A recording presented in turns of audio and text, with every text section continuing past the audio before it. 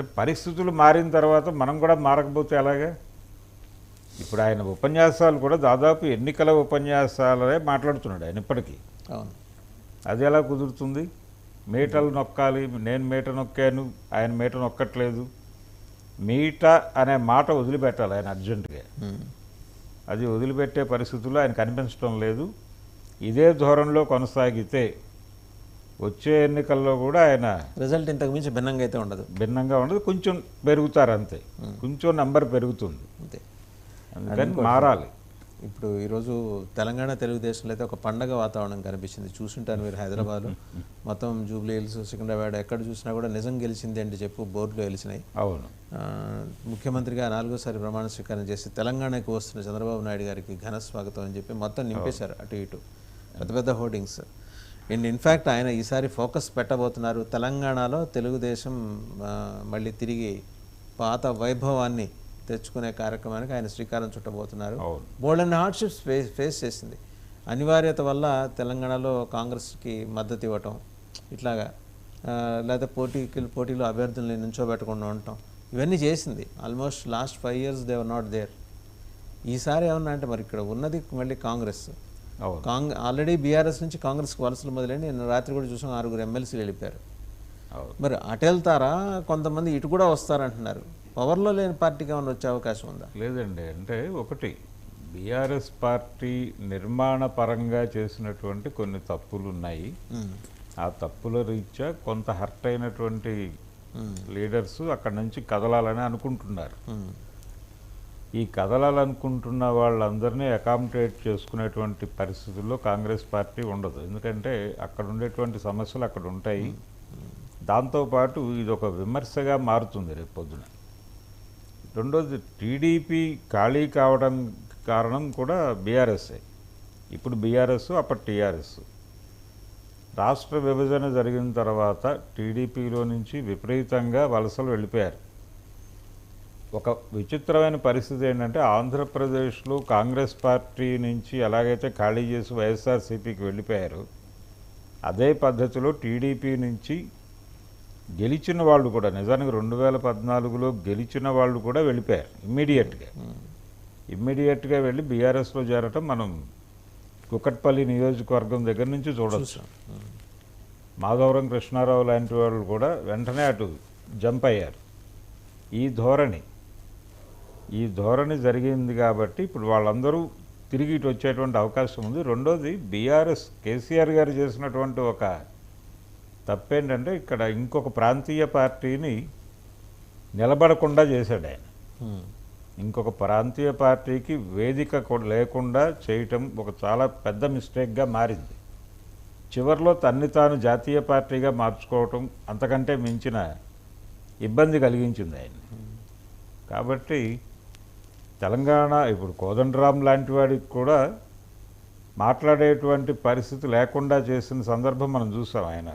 ఆయన ఏదన్నా ఆందోళన కార్యక్రమం తీసుకోవాలనుకుంటే ముందే వెళ్ళి హౌస్ అరెస్ట్ చేయటం, ఇంట్లో నుంచి బయటకు రానివ్వకుండా కట్టడి చేయటం, అలాగే ఇతర పార్టీలు లెఫ్ట్ గ్రూప్స్ ఏదైనా ఒక మీటింగ్ పెడితే ఆ మీటింగ్ జరగకుండా చేయటం, ఇవన్నీ చూసాం మనం.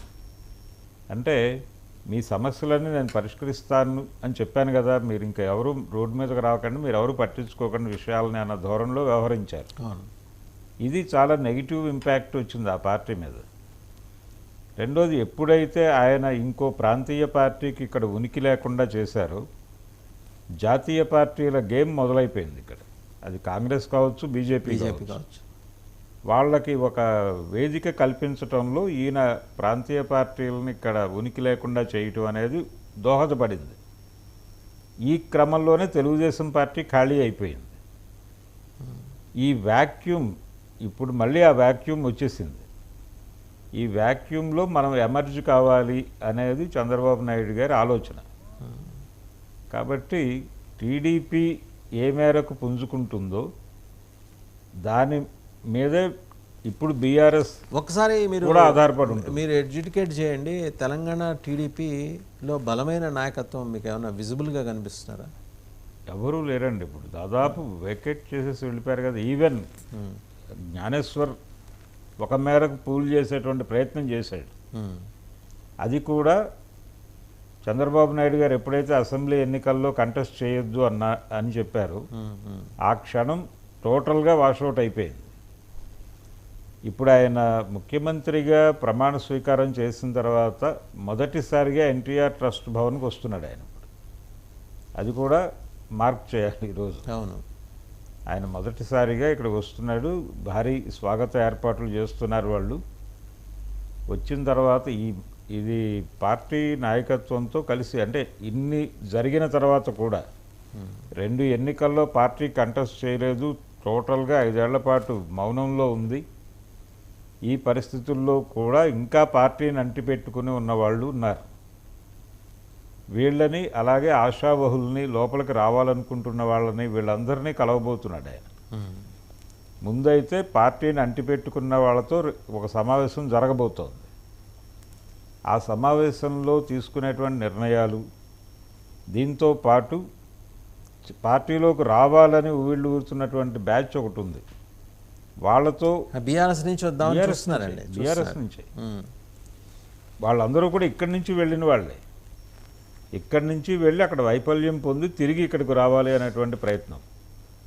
ఈ ప్రయత్నం వాళ్ళు ఎందుకు ఆలోచిస్తున్నారంటే, ఇప్పుడు ఆ పార్టీ ఎక్కడో చోట అధికారంలో ఉంది, తెలుగుదేశం అధికారంలో ఉండటం మాత్రమే కాదు, కొంత తెలంగాణ ప్రభుత్వంతో సయోధ్య కలిగి ఉంది, తర్వాత కేంద్రంతో సయోధ్య కలిగి ఉంది.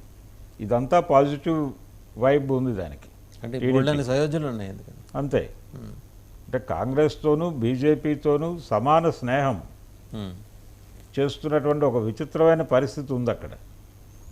అందుకని అది సేఫ్ జోన్ అనుకుంటున్నారు చాలామంది రాజకీయ నాయకులు. తెలుగుదేశంలో చేరటం అనేది, అది తెలంగాణలో అధికారం నెరుపుతుందా లేకపోతే వచ్చే ఎన్నికల్లో గెలిచేస్తుందా అనేది కాదు ముఖ్యం. ముందర ఒక షెల్టర్ దొరుకుతుంది వాళ్ళకి. షెల్టర్ దొరుకుతుంది, కొన్ని పనులు అవుతాయి కనీసం. దాని గురించి అక్కడ చేరటం కోసం చాలామంది కదులుతున్నారు. ఈ కదలిక ఆయనకు అర్థమైంది చంద్రబాబు నాయుడుకి.